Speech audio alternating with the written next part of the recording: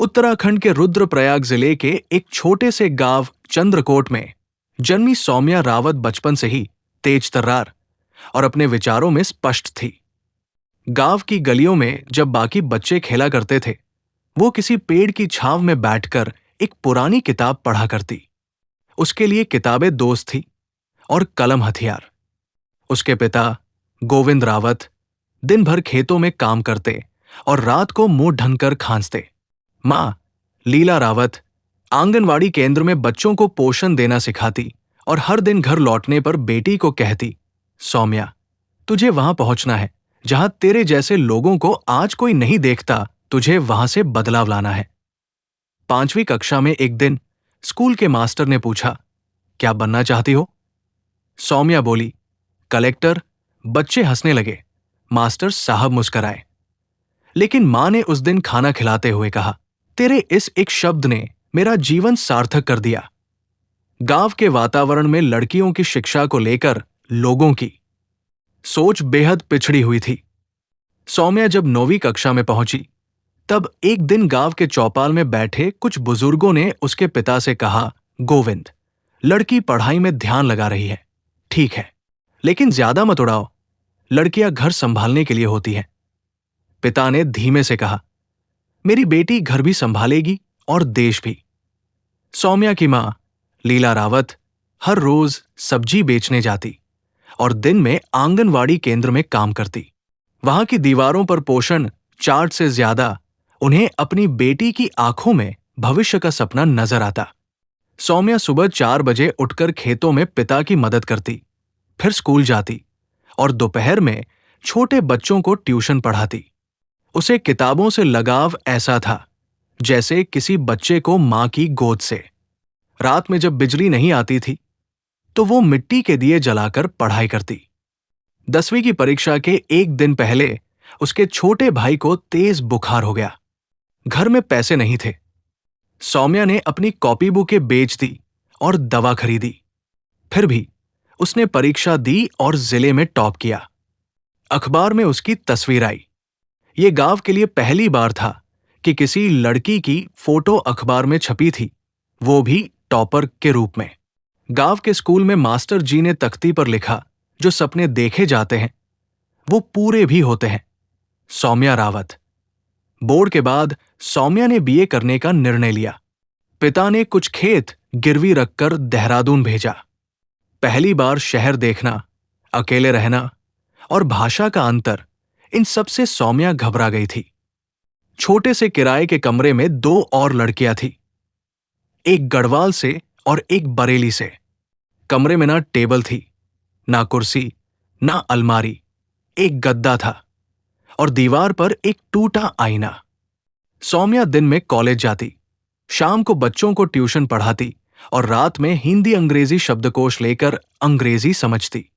उसने पहली बार तब द हिंदू अखबार पढ़ा और हर शब्द को कटिंग करके दीवार पर चिपकाया। यूपीएससी की कोचिंग के लिए पैसे नहीं थे, तो वो ऑनलाइन वीडियो देखती। इंटरनेट पैक खत्म हो जाता तो कैंपस वाईफाई के भरोसे रहती।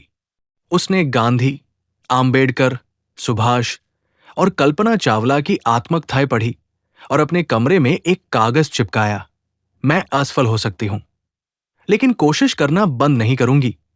पहला अटेम्प्ट प्रीलिम्स में फेल, दूसरा अटेम्प्ट मेंस तक पहुंची, लेकिन इंटरव्यू कॉल नहीं आया। तीसरा अटेम्प्ट इंटरव्यू दिया, लेकिन फाइनल लिस्ट में नाम नहीं आया। उसने उस दिन खूब रोया। मां ने फोन पर कहा, बेटी, हार वो होती है जब तू खुद से मुंह मोड़ ले, तू अभी जंग में है। चौथे अटेम्प्ट की तैयारी उसने ऐसे की जैसे युद्ध में उतर रही हो। हर विषय को उसने मानो पी लिया हो। सुबह 4 बजे उठकर हिस्ट्री, रात को 12 बजे तक पॉलिटी, फिर एथिक्स के केस स्टडी पर काम। रिजल्ट वाले दिन वो ट्रेन में थी। मोबाइल नेटवर्क बहुत खराब था। तभी स्टेशन पर एक बच्चा दौड़ता हुआ आया, मैडम, आपने टॉप कर लिया, 12वीं रैंक आई है आपकी। उसने मोबाइल खोला, रोल नंबर देखा, नाम सौम्या रावत, AIR 12, आंखें नम थी। उसने पिताजी को फोन किया, बाबूजी, सपना पूरा हुआ।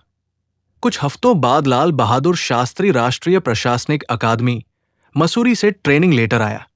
सौम्या की मां ने बेटी को सफेद साड़ी पहनाई। ये वर्दी नहीं, पर अफसरी की पहचान है। पिता ने अपनी कोट की जेब से 100 रुपए निकाले, बहुत पुराने, हल्के फटे हुए। ये तेरी मां की पहली कमाई थी, इसे हमेशा अपने पास रखना, ये तुझे हिम्मत देगा। सौम्या ने लिपटी हुई साड़ी, सादी चोटी और चमड़े का बैग उठाया।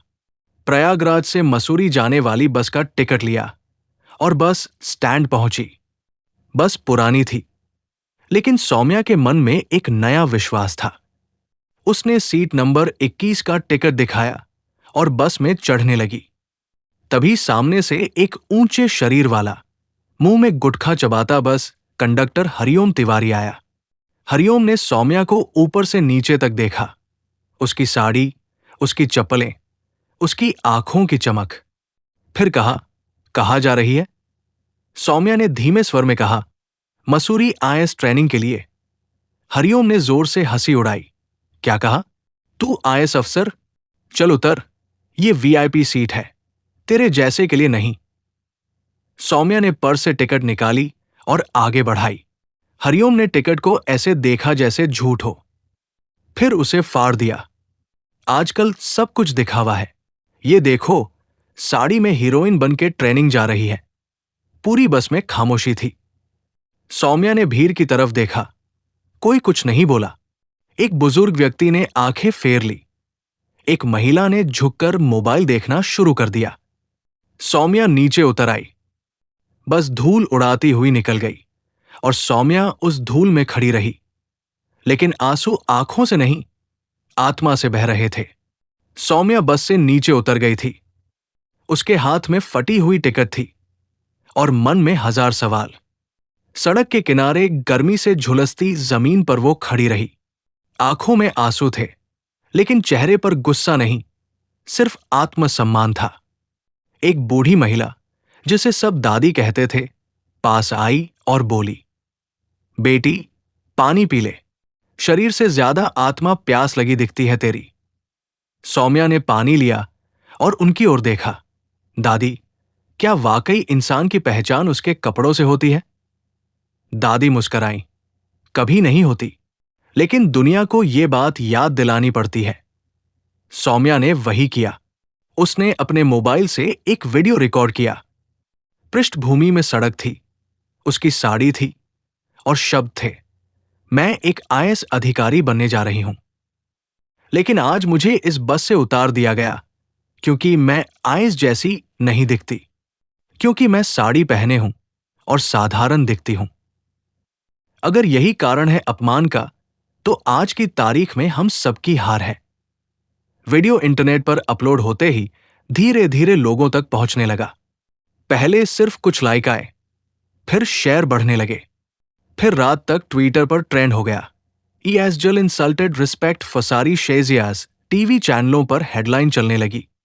आईएएस ट्रेनिंग जा रही लड़की को वीआईपी बस से उतारा गया, सिर्फ इसलिए कि वो अफसर जैसी नहीं दिखती। यूट्यूब चैनलों ने वीडियो पर रिएक्शन दिए। एक प्रसिद्ध महिला एंकर बोली, एक लड़की जिसने चौथी बार में यूपीएससी क्रैक किया, देश की सेवा के लिए निकली और उसे सड़क पर छोड़ दिया गया, सिर्फ उसकी साड़ी देखकर। शर्मनाक। दिल्ली से लेकर मुंबई तक युवा वर्ग में आक्रोश था। हजारों लड़कियां सोशल मीडिया पर अपनी साड़ी में फोटो डालकर पोस्ट करने लगी। We are not what we were, we are what we dare.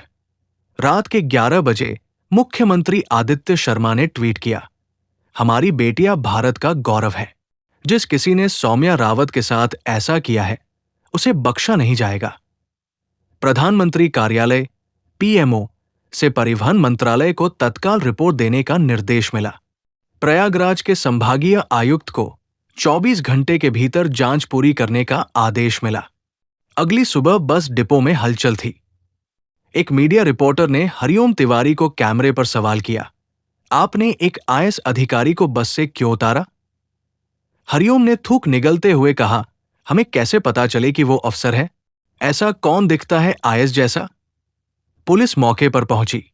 प्रभारी निरीक्षक मल्होत्रा ने कहा, जो अधिकार आपको जनता की सेवा के लिए दिए गए, उसका आपने दुरुपयोग किया है। हरिओम को गिरफ्तार कर लिया गया और 48 घंटे के भीतर कोर्ट में पेश किया गया। जज अरुंधति सिंह ने केस की सुनवाई शुरू की। कोर्ट रूम में मीडिया, समाज सेवी और महिलाएं बड़ी संख्या में मौजूद थी।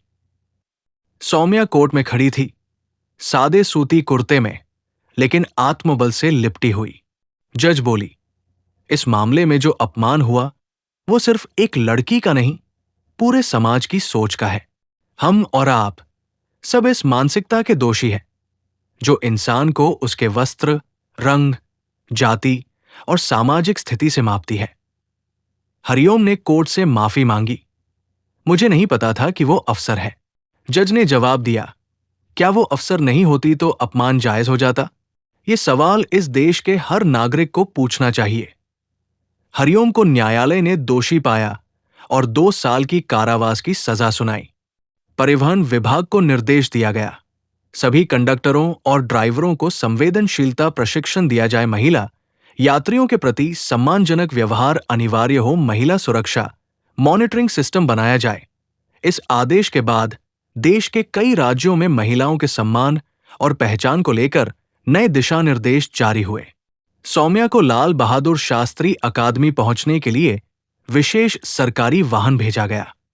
जब वो वहां पहुंची तो मुख्य द्वार पर पूरी टीम ताली बजा रही थी। डायरेक्टर जनरल वत्स ने कहा, आपने आईएएस अधिकारी बनने से पहले ही देश को एक सबक सिखा दिया है।